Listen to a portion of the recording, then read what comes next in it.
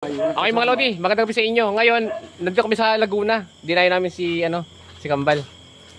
Yan, kasama ko si Alimbuyog nga niyo. Kami diniduway ng tagay nagkain siya ng napakaraming pulutan din niyo.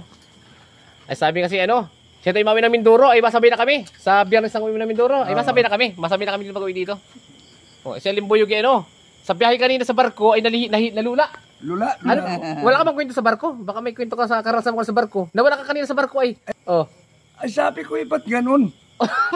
Ba't ganun? Yung gustong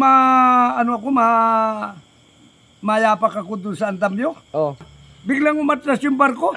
Nandun nakabitin man din ako. Ang tagal ko nakabitin doon sa pantalan. Sabi ko mga kasama, kunutin naman ninyo ako rito. At talagang hindi ako makakuha. Maakbang na lang ako umatras pa ng kaunti. Oo. Ayun, nakasabit ako ron. May kinuha ko ng mga estibador doon, mga nag-estiba.